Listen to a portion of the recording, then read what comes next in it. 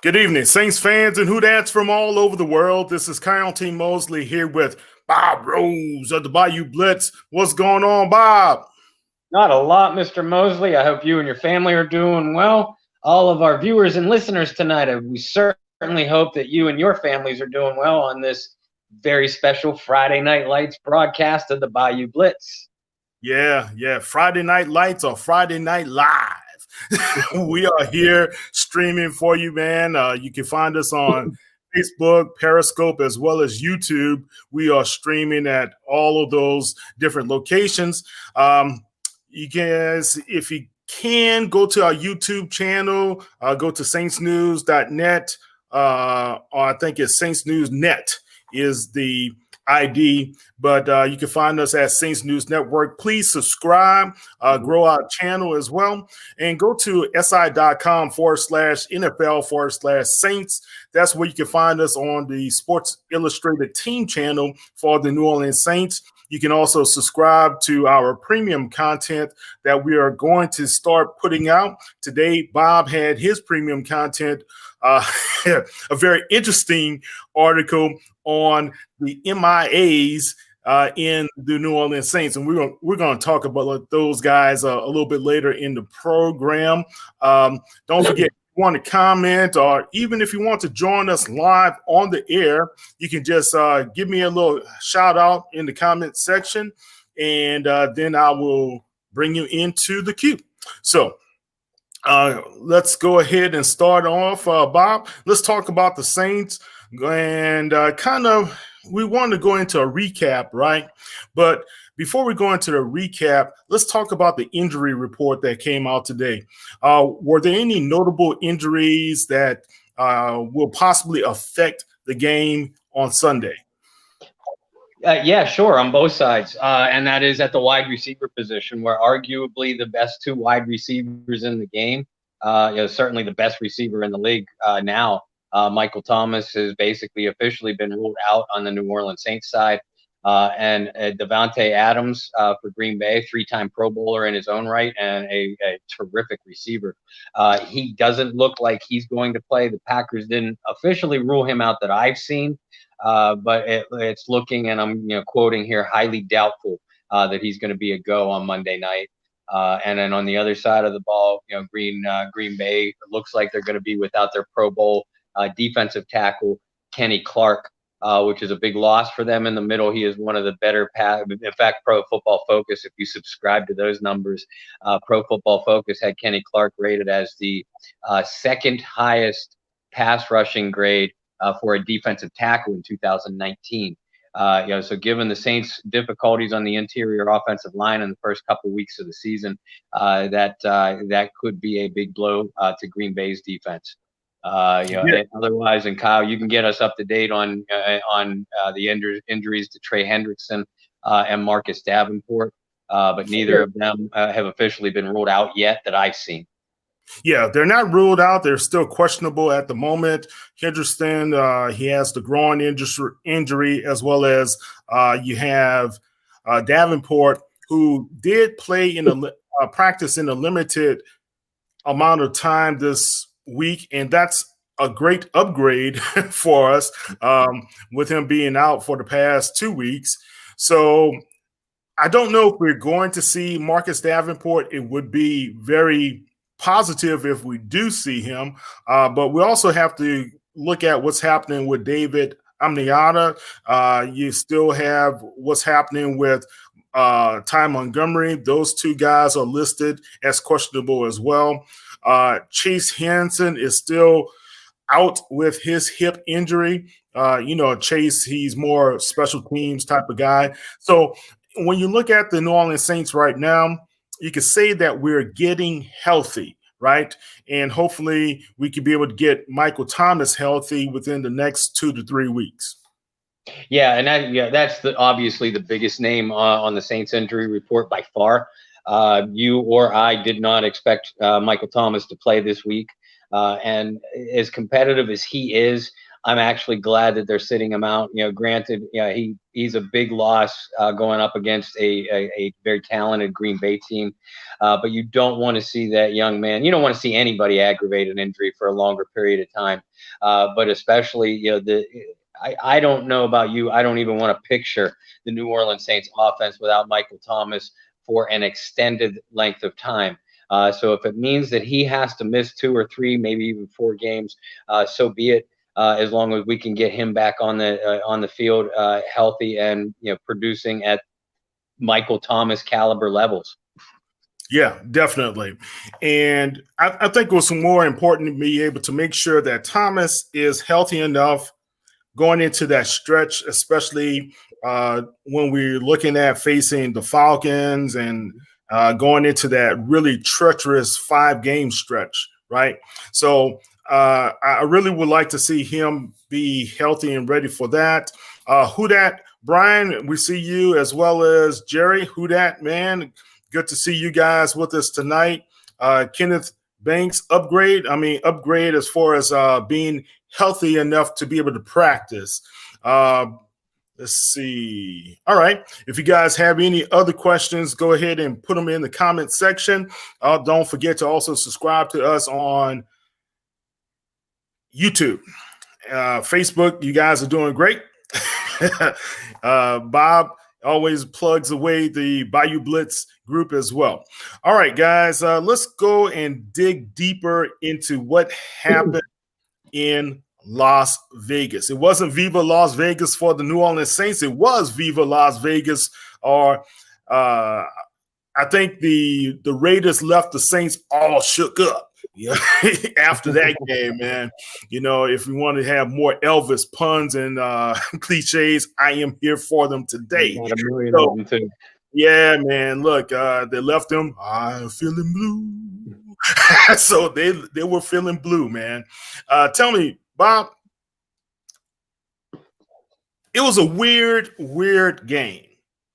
For me from start to finish. Mm-hmm. And it was the second weird game for the New Orleans Saints this season out of the 2 games, 2 for 2. Are we looking at the Saints putting the weirdness behind them, or should we consider more weirdness ahead? Well, it's the New Orleans Saints, and any longtime fan such as you or I of the team, we know that there is never an end to the weirdness. There's always going to be something. Having said that, many of you have heard the saying, "What happens in Vegas stays in Vegas." Let's, for God's sake, pray that saying holds true in the case of the New Orleans Saints, because to say that they did not play their caliber of game on Monday night is a massive understatement. And like you said, Kyle, it was their second weird game of the season. And by weird, we mean the kind of things that you don't normally see out of the Saints. Their passing game has struggled mightily in the first two weeks. They've struggled to protect their quarterback, unusual. Their quarterback, he's off target. His legendary accuracy just isn't there right now. It's something that we aren't used to seeing. We aren't used to seeing any Sean Payton and Drew Brees led offense struggle throughout consecutive games, and that's exactly what we've seen. The yardage totals were okay against Oakland. Third downs, the amount of first downs that they got. So on paper, it looked like that they played a nice offensive game. But anybody that watched that contest knows better. A lot of those yards and first downs came in garbage time. After a really nice first quarter and start to the game, like you and I spoke to each other about earlier, Kyle. But through the middle portions of that game, that offense just didn't look like themselves. Certainly no reason to press the panic button yet, but definitely a lot of things to clean up going forward, as our own John Hendricks wrote about in his article earlier in the week. That the Saints and Drew Brees and Sean Payton both recognize this, as well as I would think everybody on both sides of the ball. That they have made a lot of mistakes to shoot themselves in the foot and give their opponents extra opportunities in both of the first 2 weeks. But it really came back to haunt them and really put a nail in their coffin for Monday night's game. Yeah. One of our viewers, a Facebook user, say it's crazy that the Raiders only had 3 penalties, and I think the Saints walked away with 10 in that game, right? But what's more perplexing is that the Saints have over 268 yards and penalty yards, I believe, for on the season already. Usually a disciplined unit from Sean Payton. It seems like this season we're starting out to be more undisciplined, and that could be problematic down the road. Is it more focused on one particular unit, Bob, or do you see it across the board? I'd say if we're going to point the finger of blame, so to speak, we got to point the finger at 2 units on the Saints. It's the offensive line. It just plagued with holding penalties, several. And then you look at defensively, it's the secondary. A lot of pass interference or illegal contact penalties by that secondary, especially on Monday night. Listen, and I get what you were saying, Facebook user, and comparing the differential between the Raiders' amount of penalties, 3, and the Saints, which was 10 accepted penalties. A lot of those interference penalties on Monday night maybe could not or should not have been called, but you look at the replays and it wasn't like that they were phantom pass interference. If you go according to the letter of the law, they were illegal contact or pass interference penalty. My opinion, I've always been of the opinion that the officials should let the players play. But if you're an official, you are certainly justified in throwing those flags on a lot of plays. So like you said, Kyle, the Saints aren't being cheated necessarily, but they are playing extremely undisciplined. Those guys know the rules. And every single one of them, they've been playing football since they were my little boy's age. So they know the rules, they know the position, and they know what they can get away with and what they can't. Because these coaching staffs talk to their players, the coordinators and position coaches. They talk to their players about what officiating crew is going to be covering our game this coming weekend, and the book is out on a lot. We always talk about the scouting report on players and teams. There's scouting reports on officials too. What you can get away with on certain officials and what you can't. So if you're playing in a game with an officiating crew that is quick on the flag with those, some of those offensive holds or defensive illegal contacts, then you got to clean up your game, and that's on you as a player to do it. And that's where the Saints are playing the sloppiest right now. Okay. All right. And I don't disagree with anything you're saying. And I'm not putting anything on the officials as well, man. I think to a point, we're looking at a team that has a lot of talent, abundance of talent. But what concerns me is what you wrote about today. Where are the veteran star players showing up inside of the games? Where is a Cam Jordan? What's happening with Malcolm Jenkins? What's happening with Drew Brees, right? What's happening with the guys that we were going into the season thinking that we have dependable guys that we won't have to worry about, and those guys will be the ones to pick up the slack for the rest of the guys. Lattimore hasn't played at his all-time high as well. So tell me a little bit about what you were talking about in your MIA Missing in Action article earlier today. Well, first, like you pointed out, you, myself, John, we wrote about it, Brendan, we wrote about it all off season. We talked about it on this show. The Saints obviously have a lot of talent. But when we would write about or talk about areas of concern, we would point to certain players or certain position groups, that so-and-so has, this to prove, or, so-and-so has that to prove or that to clean up. one of the things that has been so surprising to me early on in the season, and I'm not just talking the Raider game, I'm talking about the Tampa Bay game in week 1 too. There are a handful of players, of bona fide and proven stars on this Saints team that in the past, you never had to say, I'm worried about that player. I'm worried about what they can do or what they aren't doing. And what's surprising is, and you just named the 4 players that I spoke about in my article, Malcolm Jenkins, the veteran safety. They brought him back after 4 or 5 years with the Eagles, expecting that he would give leadership to that secondary and upgrade their performance on the back end. And it's been anything but. Jenkins especially looked horrid on Monday night. The Raiders decided that they were going to go at him and at him and at him, and they had nothing but success. Then you look at a player like Cam Jordan. Cam's as good and as consistent as they come. Even in the 7 and 9 days, where this New Orleans defense had some historically bad defenses, you could always count on Cam Jordan to put forth effort and production. And we haven't seen that from Cam. He's gotten 1 quarterback pressure in 2 games. And that after playing a 3rd string offensive tackle against the Las Vegas Raiders.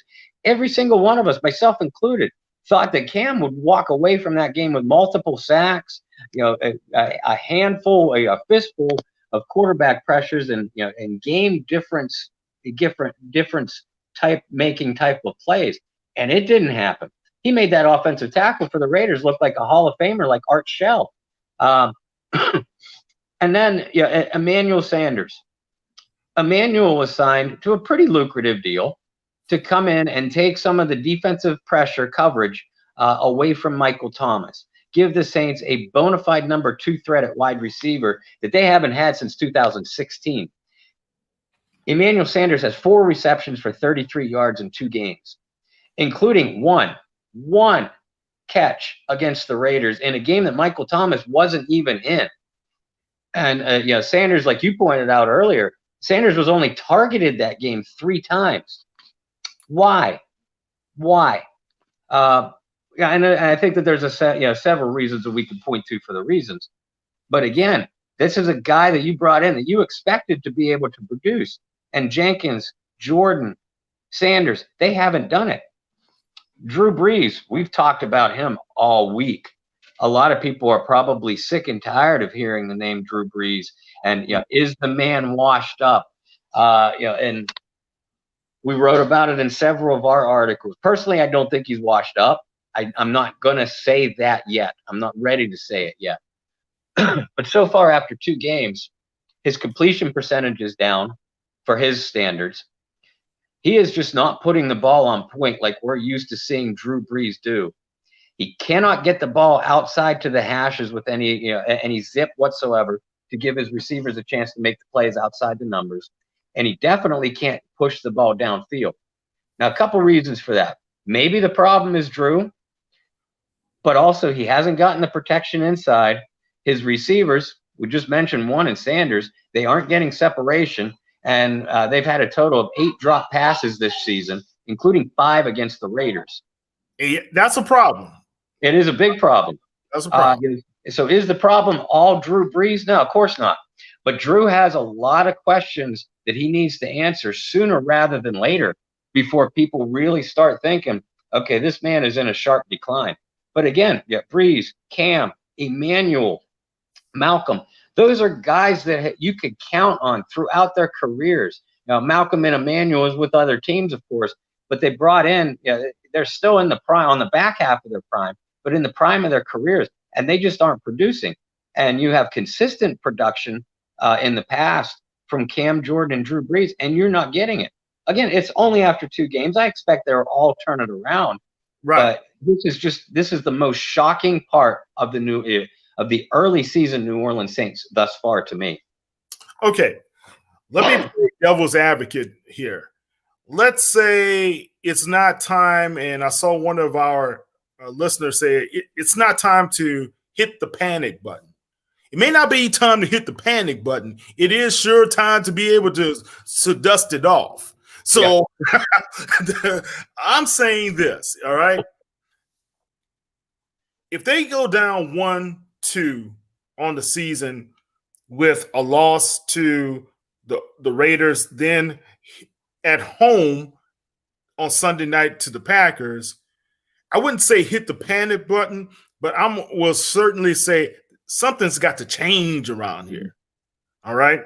So when you look at the offensive production, and I'm not sure if it's just not that Emmanuel Sanders is not getting open, or he doesn't understand the flow of the offense, or maybe he's not being targeted within the offensive scheme or the plays that are given to Drew through Sean Payton. So could there be a problem in the communication? Because Sean Payton did talk about how frustrated he was after the first game with his play calling. Now, his play calling wasn't all that even throughout the Raiders game as well, Bob.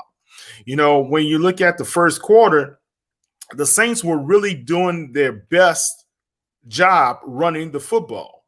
Then all of a sudden, Sean Payton gets away from the pass, from the run, and it's time to throw the football. If he's patient enough, I believe the Saints can be – I think this is a different team.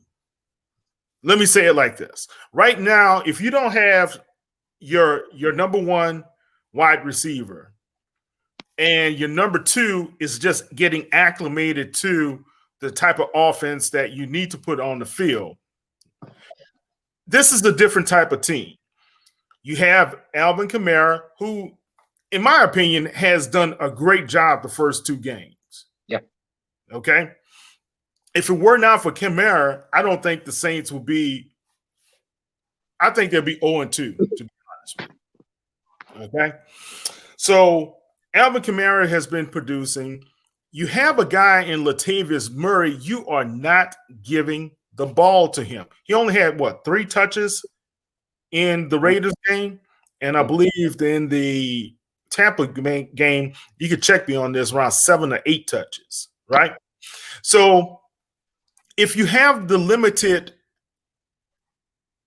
focus on the run, how can you set up those play action fakes that you need for a guy whose arm may not be getting the ball down the field the way you need to do it?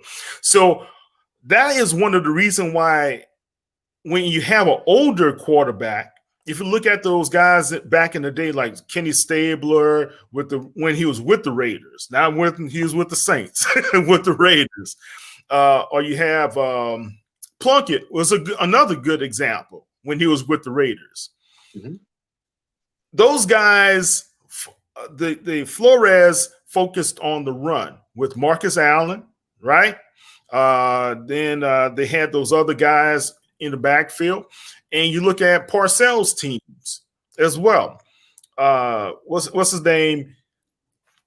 The announcer. He couldn't throw the ball down the field. That Sims wasn't a down the field thrower, but Sims was a game manager, right? When Frank Wright came in to spell for Sims to lead them to the Super Bowl, he was a game manager.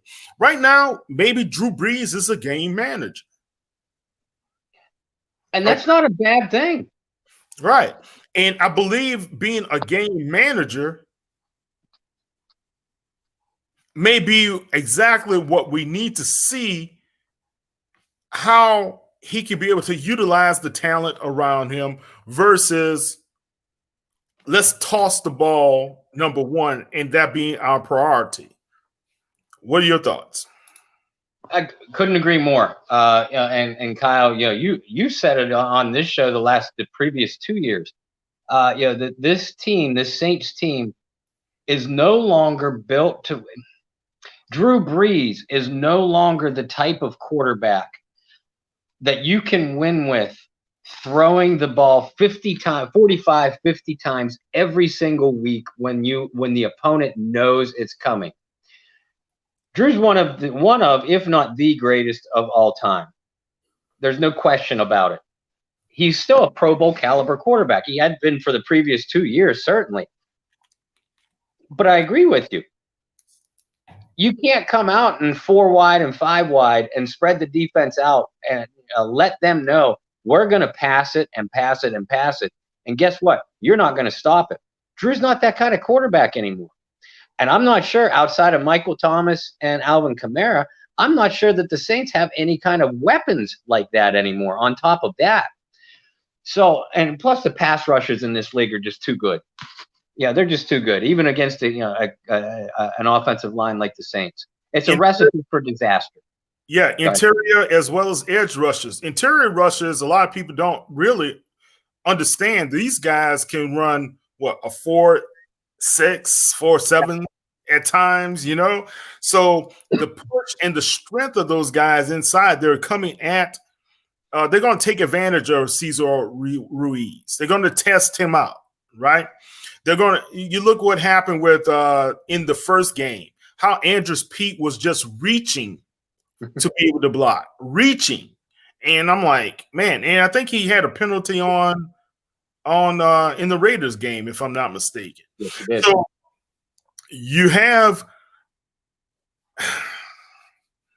I don't want the fans to believe that I'm being negative Nancy here.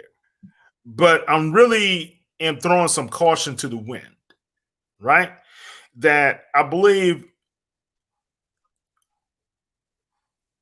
think you have to go back to the model of what a Parcells would do, or the coach from Washington would do. Joe Gibbs. If you got somebody in your backfield who can run the ball, run the ball. I think this is where we are with the 2020 New Orleans Saints.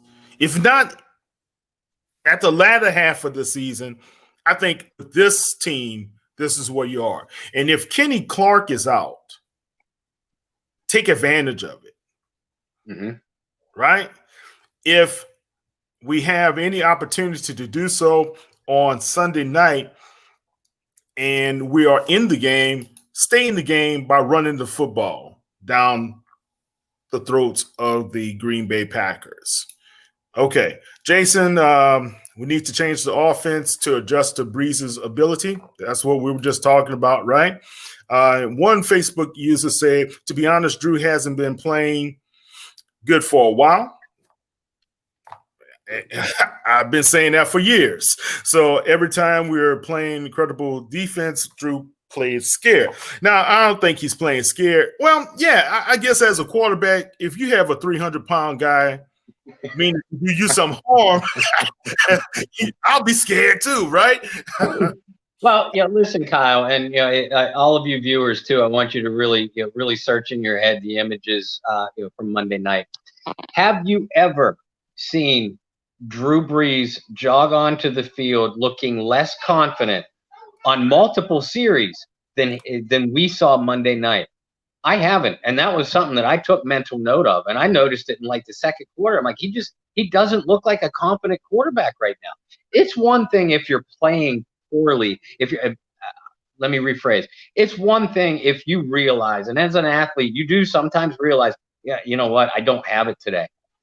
It's another thing completely when you start to question, do I have it anymore? And neither you or I are in Drew Brees' skull, so we don't know that he does think that. But the look on his face just tells me something is off. Something is wrong. Maybe I can't make those throws 30 yards downfield on a frozen rope anymore. Yeah, again, we don't know because he's not given the time, and play calling is a big question. Well, put Jameis Winston in the game. Would you take Jameis Winston, or would you take Jameis Winston over Drew Brees? Right? Has Drew Brees showed you that much of a decline where you're willing to take a shot on Winston yet? No, I'm playing devil's advocate here. Okay. If there's a down the field shot that we need to have, put a guy in the game who can throw that down the field pass, right? Taysom Hill, I'm still not comfortable with a down the field pass. There was that one pass that he threw it was still behind the guy. Just like in the playoff game to Harris, that was a sure touchdown if he put it out in the spot that he needed to put it out in, right? So all I'm saying is if you have a guy who has a stronger arm back there, why don't you use 3 quarterbacks per game? Wouldn't that be interesting? Well, and I mean, if you're coming up, and we were on Monday night, or looked like we were going to before that, Raiders field goal towards the end. If you're coming up on a Hail Mary situation towards the end of a half or the end of a game, that's when Sean Payton does need to pull Drew aside and put Jameis Winston in and say, we need one deep. We have time for one deep play where it's our 40 or at midfield. And, we only have time for 1 or 2 plays, and we need a touchdown. Jameis has the arm strength to get the ball 60 yards downfield now to throw that sort of Hail Mary. And I'm not sure Drew does. And I certainly wouldn't take that chance. So, and I know, Kyle, you're not talking about any kind of quarterback rotation system or anything like that.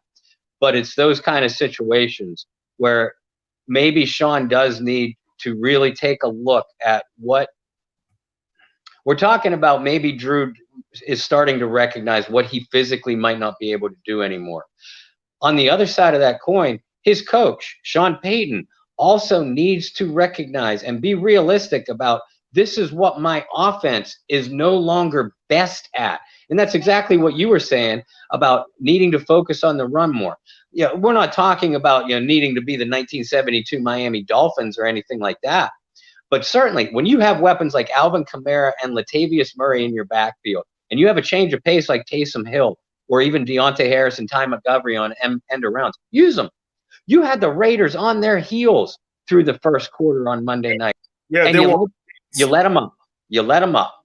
They were on skates. They were on skates. Instead of kicking the field goal, the Saints could have scored a touchdown if they kept with the run. You kept on trying to force that ball or throw the ball, stop it. That's all I'm saying. If you see something that works, Lombardi used to always say this: run. If we have an alley here and we have run them in the alley and run it again, run it again. Run it again until they stop it. Yeah. I don't understand. Only one time I've seen in the Saints' history was that Bills game where they ran that ball. Remember, Drew didn't throw the ball not one time that whole series. They ran that football on the Bills over and over. And Drew even had, a 14-yard gain or something like that? Yeah. Ran the ball down their throat. Tampa Bay was primed for that. Yep. All right. The Raiders were primed for that. And I know there's game planning. I know there's scheming. And I know people may say, well, Mosley, you don't know what the hell you're talking about. Oh, yeah, that might be true. But I see. I'm not totally blind. Okay. But I can see that there's something going on. Something just ain't right now. So on Facebook, user said it's not going to happen without the 3 quarterbacks because he would be showing Drew up, and you got to be able to protect the ego there, right? Jason, do you think that we're struggling because there's no preseason? I believe that no preseason has a lot to do with what's going on with the Saints as well. I think 2 things: no OTAs, no mini camps. Being able to gel with those receivers, Drew being able to get comfortable with those guys, feeling confident in who they are and their abilities. The social distancing might have been a factor as well, right? But I've got to say, man, you guys been together now almost 2 months. So, I mean, do we say it's no preseason now? Or is it something else that's going on? All right, Kenneth Banks. The score didn't truly reflect how bad the Saints played. Carr missed or didn't see wide open receivers. Aaron Rodgers will not miss. Good point, Kenneth. All winning game managers had an awesome defense. Thank you, Kenneth. And that gives us the segue right into the defense. Thank you so much. That was really on my heart as well. The defense, now I give one unit, probably 2 units, really good credit. The defensive line, interior defensive line, and the linebackers. DeMario has been playing fantastic.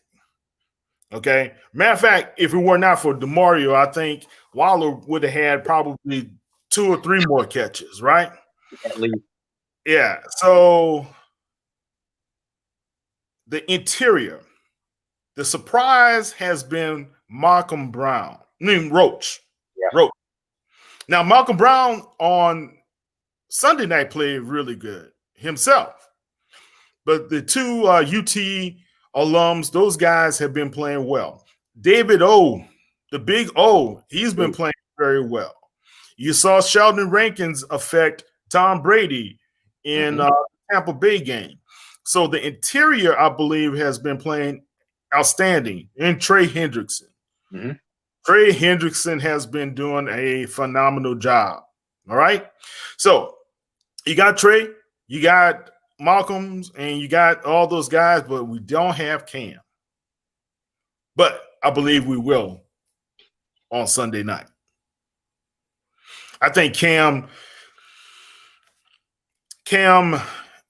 with being the professional he is, he understands this team is going to need me, and I think you're going to see him in a big way to show up on Monday night. All right, let's see. Big Q is going off in a half. I don't know what that is. Better run the ball. The defense has to step up, and we need better coaching, and we need better secondary. Okay. They need to be playing better. Okay. Tell me, Bob, your thoughts on the defense. Well, I echo your sentiments. I think the defensive tackle rotation has been beyond outstanding. The numbers might not show, but they're getting good pressure on opposing quarterbacks. They made some really nice plays against the run game, even against Las Vegas, and certainly against Tampa Bay. The sack numbers aren't necessarily showing, but if you look a little bit deeper, they are getting pressures on the quarterback. Trey Hendrickson he's playing like we were hoping that Marcus Davenport would play. So you can't ask for Hendrickson to play any better. And Carl Granderson has given the team a lot of nice snaps too. Honestly, they haven't yet missed Davenport, in my opinion, because of what Hendrickson and Granderson have been able to do. Demario Davis is a one-man wrecking crew. In fact, he's playing so well that he's sort of overshadowing how well Alex Anzalone is playing. Anzalone has made some nice plays in the run game.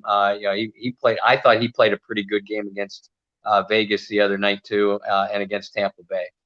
Anzalone, knock on wood, as long as Anzalone stays healthy, he and Demario just make a terrific tandem at linebacker, and one that can stay on the field in every down and distance situation. The cornerbacks, Janoris Jenkins and Marshawn Lattimore, like you said, they were a little bit inconsistent. Okay, they were inconsistent on Monday night. But the numbers, they didn't give up a great deal of yards. But these guys, and I'm talking Lattimore and Janoris, these guys only seem to get up when they're playing a big name receiver. Have you noticed, especially Marshawn? Have you noticed that throughout his career? Yeah. It's always there. Let's see. We've had that from another guy. Remember when Mike McKenzie used to play? When it came to a big name guy, he would ball out. Ball out, I think the Saints took for granted the Las Vegas Raiders. as a whole. I think that's one of the things that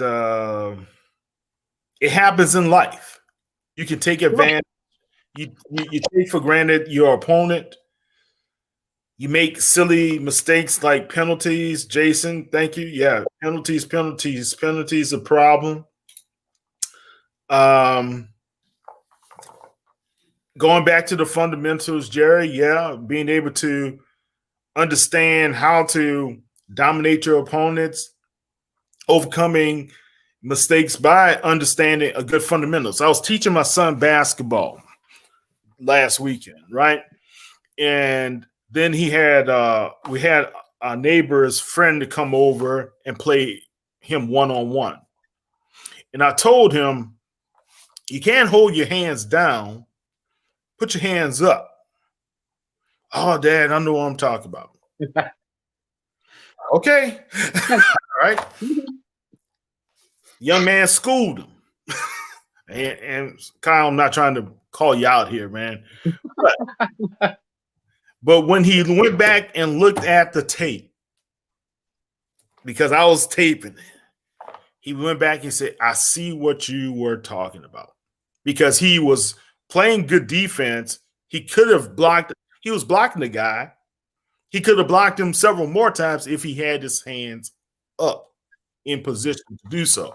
So going back to those fundamentals can really help out the things. I think the technique, when you look at what was happening with not Jenkins as much, I think Marshawn has, like you say, that tendency to kind of look ahead. Mm-hmm. Chauncey Gordon-Johnson, I've been really surprised in what I thought he was going to be more dominating in the net, right? So if you have a guy who is going to be less dominating, especially if they have a continuation of problems, what do? I mean, there's not too many other guys out there on the street right now, right? No, although an old friend by the name of Ken Crawley was in New Orleans headquarters earlier today for a workout, by the way. Yeah, well, I mean, it makes sense to me. Sure. I would not say Crawley is a problem. Crawley became a problem when he got up here. Oh, yeah. Right? Remember, Crawley was a shutdown guy Marshawn's rookie year. That second year is when it became a problem when he started getting beat a couple of times. Then it started becoming a mental issue versus a physical issue, right? Really, because remember, he was really playing those guys tight, and then they were calling PIs on him, right? So I think you look at the team as a whole, they need to take every team seriously. You're right, Jason. They have to be able to stop the penalties. They have to limit putting themselves in situations where it's more to their detriment. All right. Okay, Bob. Special teams, not too many issues there. They played fairly well on last week. Morstead didn't really have to put them in bad situations. Lutz performed. That's what it is, right? Jason, we haven't gotten the official word yet, and no transactions have been released to the media at this time. So I can't tell you if Crawley is coming back or not, unless somebody leaked the information somewhere. I haven't heard anything. Have you, Bob? No. All we know, Jason, and thank you for the question. All we know, Jason, is that Ken Crawley was at Saints headquarters earlier today, for a workout. Very normal for most teams to do this time of year. And Crawley is obviously familiar with the Saint, with a lot of the players on that defense, and definitely with Dennis Allen's system. So if they do decide to bring him in, it's not necessarily a bad move. But no, like Kyle said, nothing official yet. Okay, Bob, I've got to talk about this, and this was brought up by our friend Mike Detillier during the halftime report. Do you believe the the Saints coaches were being outcoached? I absolutely do. To a man, from the water boy all the way up to Sean Payton. They were as outcoached as they were outplayed on Monday night. Which is shocking to me, because usually Sean Payton takes games against friends of his, which Coach John Gruden is a close one. He takes games like that very personally. And that might have been what was happening with the offense. Because we all know that Coach Payton has sole control, dictatorship control over that offense. And maybe he was trying to show Gruden, a former employer of his too, by the way, who the real offensive mastermind is. Because egos get in the way of not just Payton, but all these guys. And defensively, and the comment that you were referring to, Kyle, for anybody that didn't tune into our live halftime show, which, by the way, we do every Saints game, so make sure you tune in. Mike Detillier said something, and it stuck in my head all second half. In 2016, Gruden was still working for ESPN. And obviously, we just touched on the fact that John Gruden and Sean Payton are close friends. And Sean Payton, at least the years that they were at Greenbrier that I've seen, would often bring in guests, former players, sometimes musical artists. And one year he brought in 2 years, 15 and 16. He brought in John Gruden, and I was there at a couple of those practices in 2016. And you'd have thought that Gruden was coaching the New Orleans Saints defense. He was standing out in the middle of the practice field. He was giving instructions, and all the coaches and former coaches were all yucking it up together, and it was a grand old time. But the reason that Mike Detillier's comments stuck with me, and because I'd forgotten about that, any of you old football fans, turn on NFL films, and when Tampa Bay won their Super Bowl, I think Super Bowl 37, 36, 37, 38, when they beat the Oakland Raiders, Gruden was, of course, coach of the Buccaneers. It was his first season with them after 3, 4, 5 years with the Raiders. And mic'd up on each sideline were players and coaches of both sides talking about how Gruden seemed to know the Tampa Bay playbook inside and out. And that's what was in my head all second half, was watching those practices in person. You mean the Raiders playbook? The Super Bowl film highlights that I'm talking about. Yeah. All right. But the memories of that was in my head after Mike's comment on our halftime show. And I did think to myself, I'm like, Dennis Allen, you may or may not like his game plans from the start of games, but one thing that you usually can't take away from him is he adjusts well during the game, and especially at halftime. And if anything, we saw the Saints defense play worse and definitely get worn down through the second half. So was Gruden inside the coaches' heads? Hey, it's a possibility, man.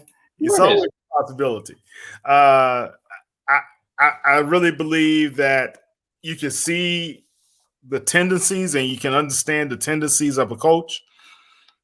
The play calling of a coach tendencies can be well documented as well, right? I know for media, we get how many times a play is going to be called to the left, right, middle, and all this other stuff, right? So the analytics that teams also share with them what's the probabilities of running this play blitz versus this play. All right. Matter of fact, the Saints are, and I was going to release an article on this on tomorrow. Saints were in a poll on ESPN. They're the 6th worst team when it comes to data analytics. Wow. But get this, they're tied with the Super Bowl champions, Kansas City Chiefs. Go figure. So is that data analytics really that important? Or you just have old seasoned coaches who play the game through instinct. And you know that I'm a big believer in instinct. And when I coached, I relied on instincts. But part of that is realizing trends too in your opponents. That's why you study opponents, to realize trends and to pick up their weaknesses and to adjust to their strengths. Make no mistake, games are won in the contests. Games, sports of any kind, are won and lost on the field for sure.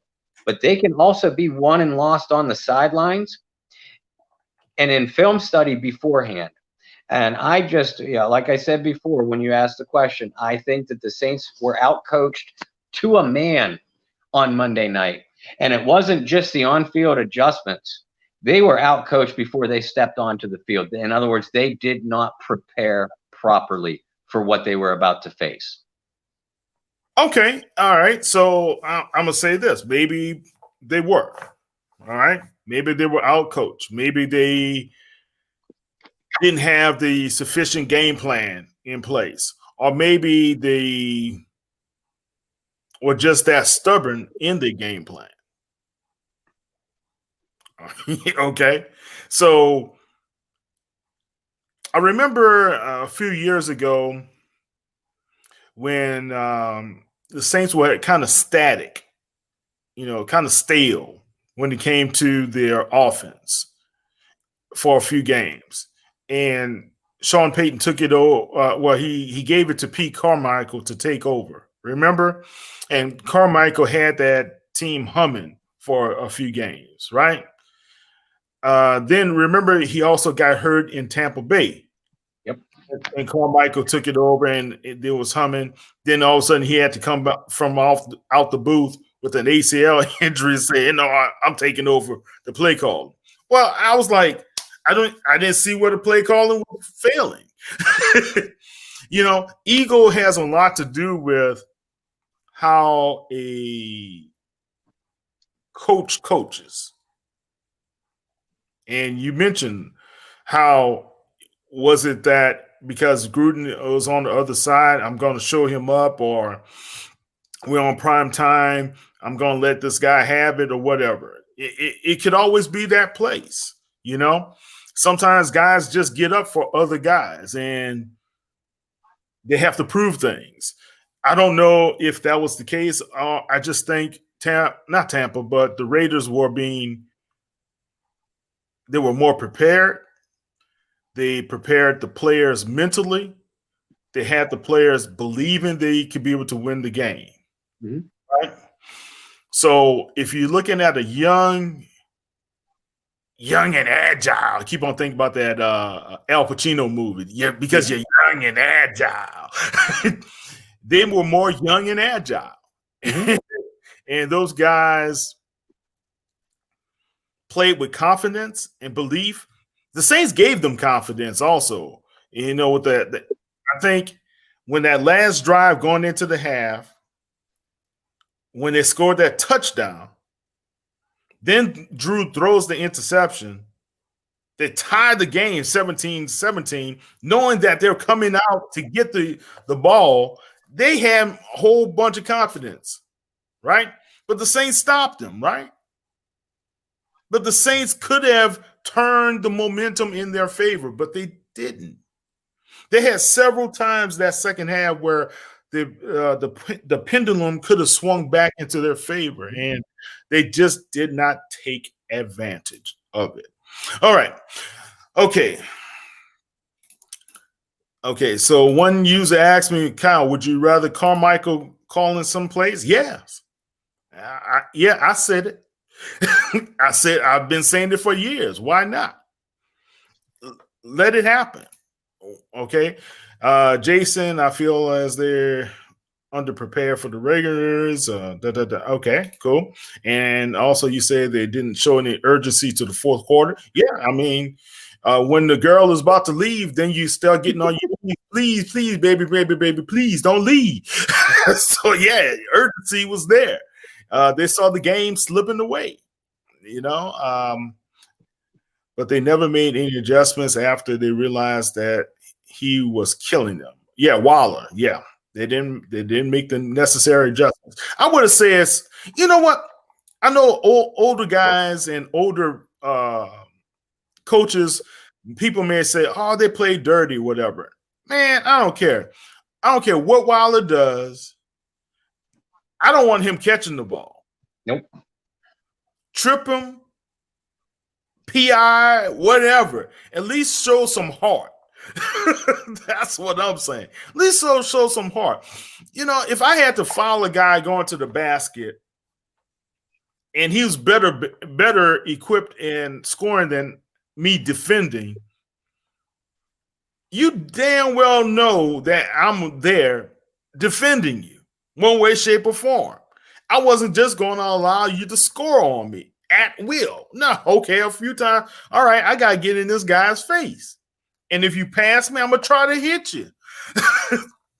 I'm sorry. That's how I played, man. And I mean, it was effective enough. They got tired, got angry, got in their what? Head. Yep. There's other ways you could be able to play the game other than by the book all the time. Now, I'm not saying do anything dirty, and Kyle Mosley is not saying do some bounty gate stuff. No, that's not what I'm saying. All right, I think Peyton is going to have a totally different game plan on Sunday. Yeah, I believe that as well. And they have no choice. Yeah. Okay? They have no choice. Okay, Bob, Aaron Rodgers is coming to town, and Aaron Rodgers has been on fire. 42.5 points per game. The Packers have been averaging on their number one offense as well as number one scoring offense in the National Football League at this time. How do you see this shaping up? Well, first of all, not to take anything away from Aaron Rodgers and Aaron Jones, their Pro Bowl running back, who has also been playing balls out. But they played the Minnesota Vikings, who are decimated defensively, and the Detroit Lions, who are the Detroit Lions. So I believe that the New Orleans Saints are a far better defense than either one of the Packers' opponents so far. Now, having said that, the Saints have to go out and now prove it onto the field for a defense that, frankly, they better be playing with a chip on their shoulder after what happened to them Monday night. First and foremost, you got to get pressure on run. You got to stop the run, which the Saints are more than capable of doing. They even did a nice job against Jacobs on Monday night before they wore down in the second half. So you have to stop Aaron Jones and the run because the Packers and Sean Payton, Pete Carmichael, Drew Brees, you might want to pay attention to this one. The Packers, as Aaron Rodgers has gotten older, have relied more on their running game to make their passing game more effective. Aha! So the Saints know that they have to stop Jones and the run. After that, the book is always, you need to get pressure on Aaron Rodgers and make him uncomfortable. He's not sacked a lot. He still moves well, and he has a quick release, and he releases the ball at awkward angles. Those three things make a quarterback very difficult to sack. And he doesn't turn the ball over a lot either. But you can rush him, force him to throw the ball away, get physical with his receivers at the line of scrimmage so they don't get quick releases. And that's the key to beating the Packers. You might not be able to sack Rodgers, but if you prevent their receivers from getting quick releases off the line, and you're moving Rodgers out of the pocket to make him uncomfortable, you're not letting those receivers ad lib because you're now rushing that quarterback. Those are the three keys to beating the Packers. And it's football 101. That's a key to beating pretty much every team. But you better do it against Aaron Rodgers. Make them one-dimensional, make him beat you, and then make him uncomfortable beating you. Give him a shot as he throws the ball. You're probably going to get a flag or two because it is Aaron Rodgers.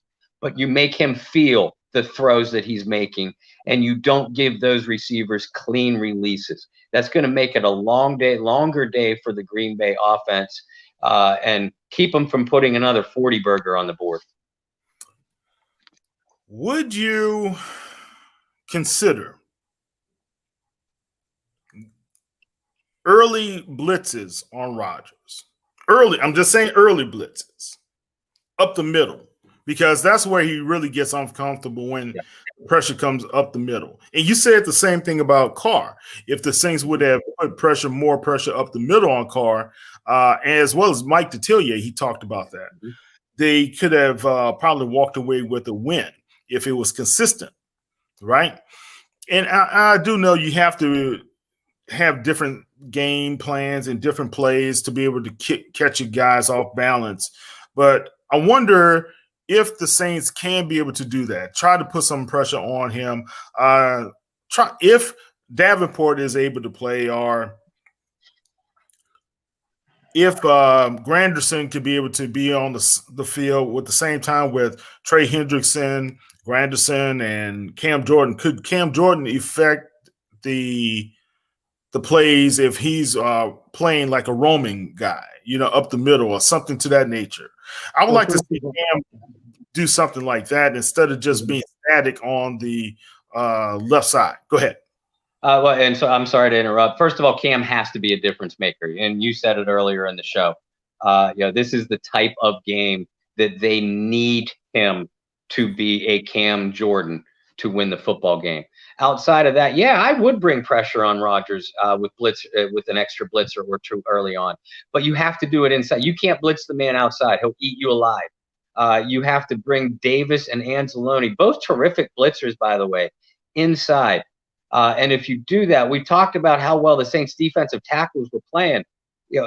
Now you're leaving them in one-on-one coverage to go pick up a blitzer like Anzalone or Davis, or leaving Anzalone or Davis free to shoot an open gap. I'll take either of those odds any day of the week, and it's going to make Rodgers uncomfortable early. But again, you have to man up on those receivers. You have to be physical with them at the line to prevent any quick releases. Yeah. It'll be interesting how they're going to play without Adams in the lineup, man. There are a couple of those young receivers. I saw them play well against Minnesota. I didn't see the Lions game, but I believe that could limit their production, just like what you see what's happening with the Saints without Michael Thomas in the lineup as well. All right, Bob. Any key factors, any X factors other than Cam Jordan we mentioned that's going to be really critical for the Saints to be able to pull out a win? Let's flip onto the offensive side of the ball for New Orleans. That interior line is going to be a big X factor for me. If you give Drew Brees a clean pocket, he is still, even at 41 years old, he is still more than capable of carving a defense apart. And remember this number, folks. The Packers, I think, ranked 15th or 16th in run defense, but they have had sizable leads in both of their first two games, forcing the opponents to pass. Focus on this number. Green Bay has given up an average of 5.2 yards per rush. That ranks 30th in the league. You need to use your running backs in this one.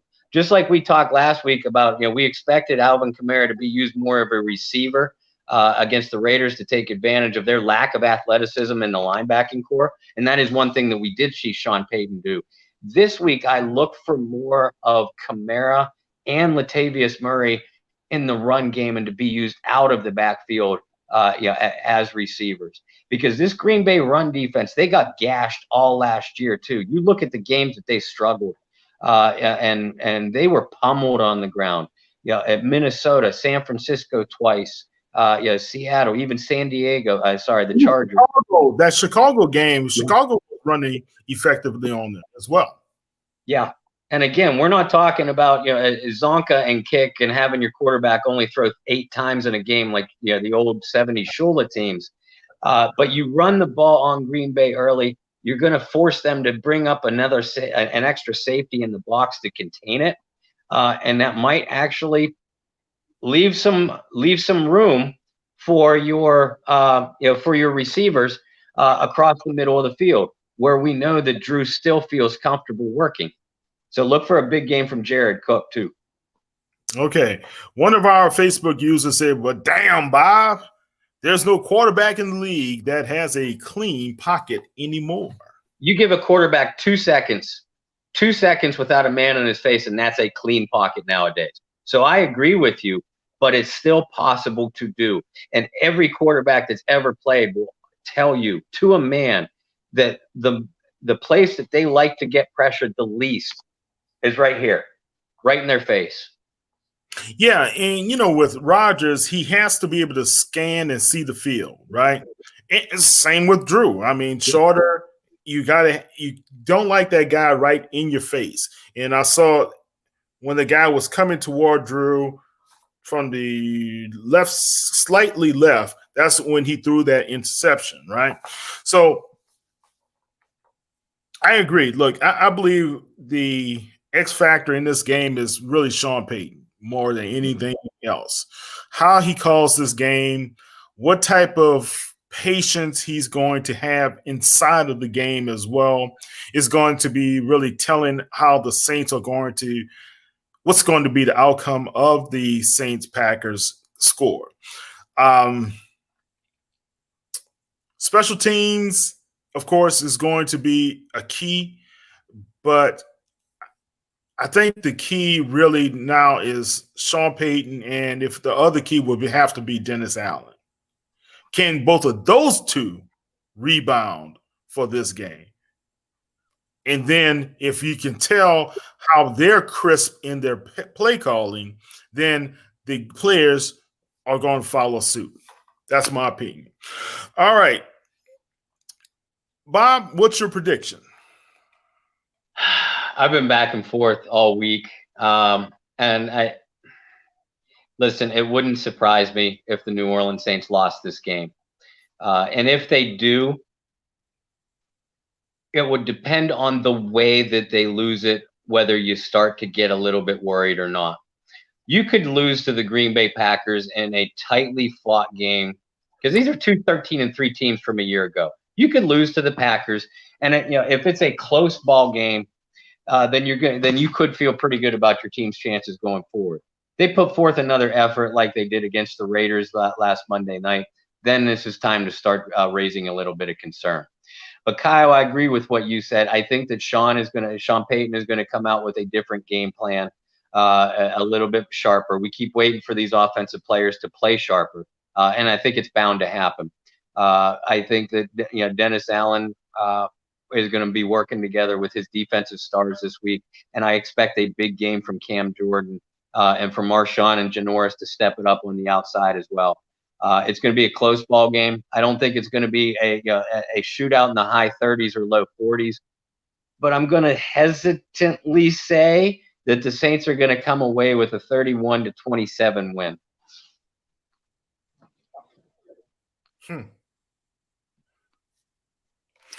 Okay. All right. I got it a lot closer than that, Bob. I got it like 26-23 Saints.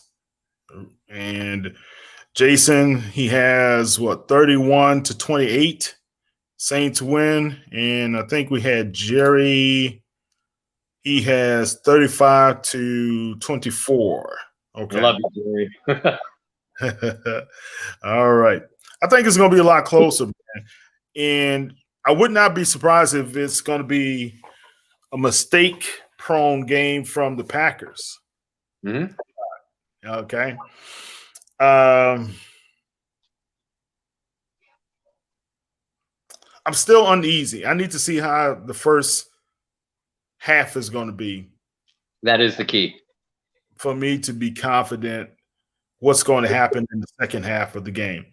And guys, don't forget, follow us at halftime. Oh, first, John Hendricks and Brendan Boylan, they're going to have the pregame report before the Saints take the field. Bob and myself, Mike I don't think he will be joining us this round, but Bob and I will have the halftime report. And I just feel as though more than any game I saw on the schedule, I really thought this was going to be one of those key games to really tell how this team is going to perform the rest of the season, right? Because we talk about mentally sound coaches, mentally sound players as well, because if the players can be able to get in their minds that we are definitely good, but we need to play good all the time, we need to play up to our caliber and our talents, then we could be able to win throughout the rest of the season. All right. And we got we're going to have to run the ball, 38-24 Saints. All right, cool. All righty. Bob, how can they find you on the World Wide Web? Well, first, we want to thank all of you for tuning in, with us again on a special Friday night broadcast. You can follow me and my work, obviously the easiest, at the Saints News Network and SI Team Channel. And me personally on Facebook, Bob Rose, and Twitter at BobbyR2613. Folks, we also have a spectacular Bayou Blitz Facebook group. It's one of so many great Facebook groups. There's the New Orleans Saints group, Who Dat Domination, come to mind as well. But for all of you that are members of our Bayou Blitz Facebook family, thank you so much for everything that you do. We stream all of our articles through there first, as well as all of our live shows and halftime broadcasts.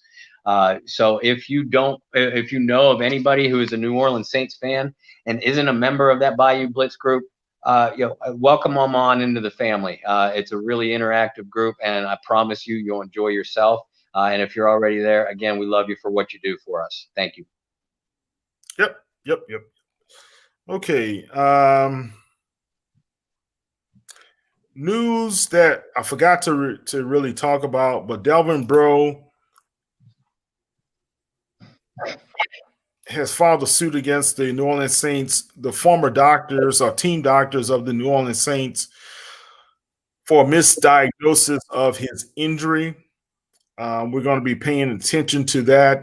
Delvin, of course, is a friend of the Saints News Network, but also we know that Delvin has been going through some challenges recently. So keep him in your prayers, guys. I don't know the outcome. I don't know. I can't say who's at fault, who's not at fault in this situation.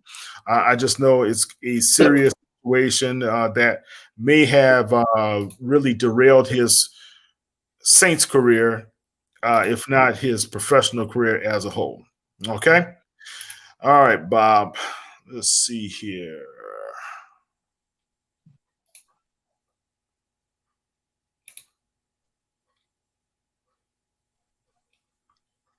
Okay.